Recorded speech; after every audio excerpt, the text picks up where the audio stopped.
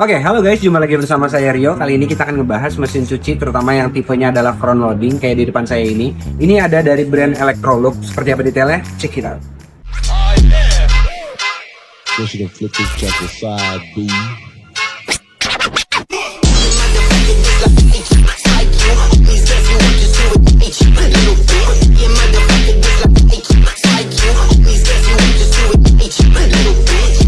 Oke, di depan saya sudah ada mesin cuci front loading dengan tipe EWF 8004E3WB. Nah, detail khususnya ini kayak yang kalian lihat di depan.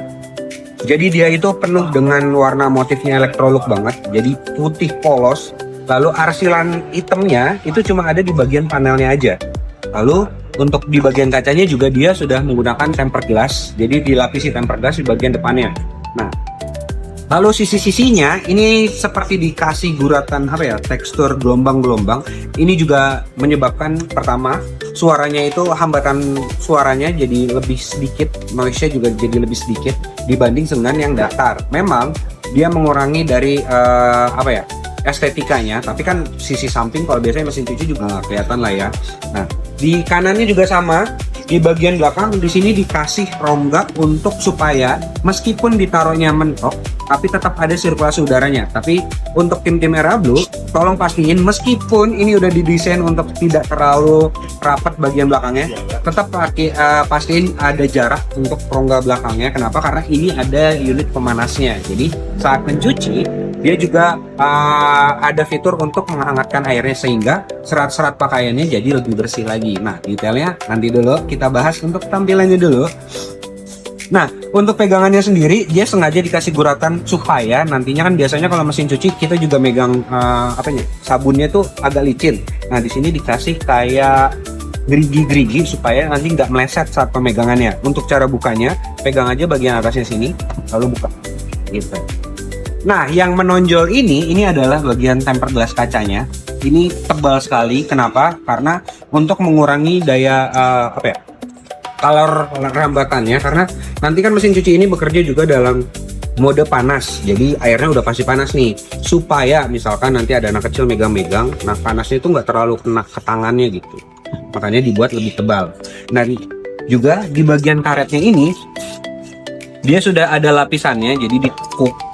Nah, untuk teman-teman pastiin untuk himbau para customernya supaya kalau mau melakukan pencucian, pastiin karet-karetnya ini nggak ada besi. Kayak biasanya kan ada koin-koin. Nah, dicek dulu ada koin-koin apa enggak, terutama di bagian sini.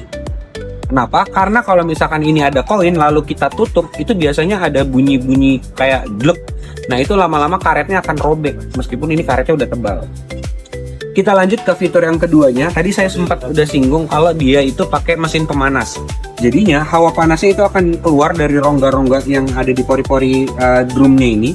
Nah, itu menyebabkan serat-serat kain itu pori-porinya lebih kebuka. Otomatis kalau pori-porinya lebih kebuka, saat digesekkan dengan air, otomatis kotoran-kotoran dan residunya lebih mudah keangkatnya gitu.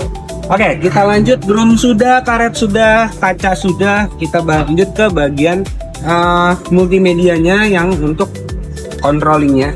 Jadi di sini ada button untuk fitur cepatnya.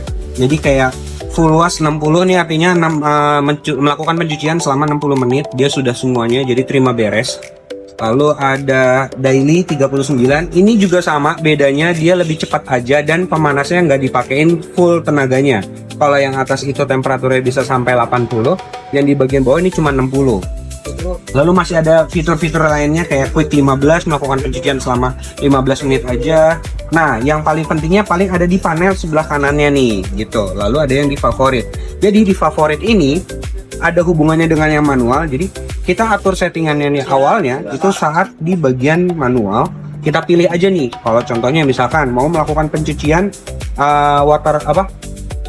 lama waktunya itu misalkan 15 menit, lalu ada perendamannya dan lain-lainnya. Nah, itu kita setting dulu di favorit. Kita setting dulu di bagian favorit ininya, knob-nya.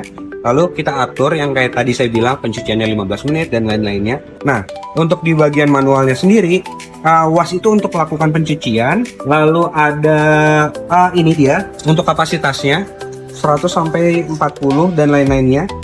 Lalu untuk shock ini untuk perendaman. Dan juga ini knob untuk dilakukan langsung aja dilakukan pencuciannya gitu. Proses dari semuanya yang tadi udah kita setel. Nah, untuk tempat sabunnya sendiri udah disediakan 3 model. Jadi ada perendaman, pencucian, lalu nanti ada untuk pengharumnya. Jadi kalau misalkan sudah dicuci lalu sudah dikeringkan kan biasanya ada perendaman untuk supaya bajunya lebih harum saat dijemur gitu. Nah, itu adanya di sini. Oke, untuk fiturnya itu aja. Paling kita langsung ke bagian teknisnya. Jadi pastiin saat untuk pengiriman kan ada baut untuk pengiriman, namanya baut transportasi. Nah, itu adanya di bagian belakang. Fungsinya untuk ngejaga drum supaya tidak berbenturan dengan bodi. Jadinya drumnya masih tetap utuh saat sudah nyampe di rumah customer. Nah, baut itu wajib banget buat kita copot. Posisinya ada di bagian belakang. Nah, setelah kita copot, pastiin di dalam kemasannya ini ada penutup untuk lubang bautnya. Kenapa harus ditutup? Karena kalau enggak bisa nanti jadi korosi, pertama. Yang kedua, bisa masuk serangga gitu. Nanti bajunya customer udah cuci lama-lama tapi masih bau serangga. Nah, biasanya masuk dari situ tuh serangganya. Lalu di sini ada yang letter U ini. Nah, ini untuk drain pembuangannya. Ingat, drain pembuangan, bukan inletnya. Kenapa? Karena kalau inletnya nggak perlu pakai kayak ginian.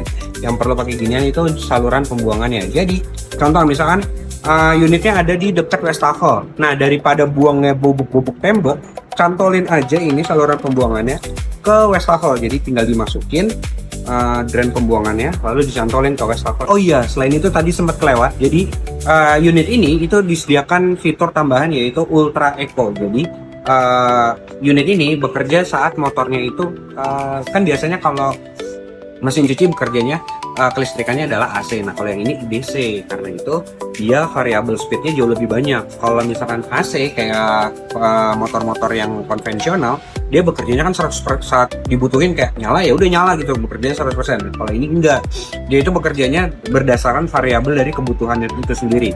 Jadi speednya itu dari pelan, lalu makin lama makin kenceng gitu. Nah, itu dia kenapa dia bisa mencuci yang serat-serat pakaian yang halus gitu. Jadi kayak misalkan nih, kalau yang seratnya halus kan dia nggak perlu tuh bekerja sampai 100%. Dia cukup kayak 50 aja supaya kainnya juga nggak rusak. Ya, makanya dia ada fitur eco-nya di sini gitu.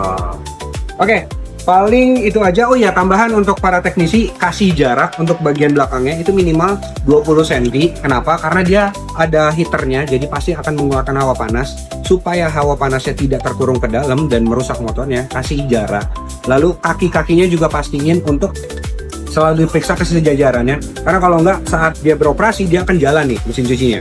Nah, supaya nggak kayak gitu, pastiin kaki-kakinya berpijak ke empat-empatnya supaya nanti dia nggak jalan. Nah, lalu selain itu intake airnya pastiin selalu kuat. Kenapa? Karena kalau enggak dia bisa ngeluarin kode error. Nanti mayoritas penyakitnya front loading adalah saat inlet airnya itu kurang, supaya airnya itu kurang.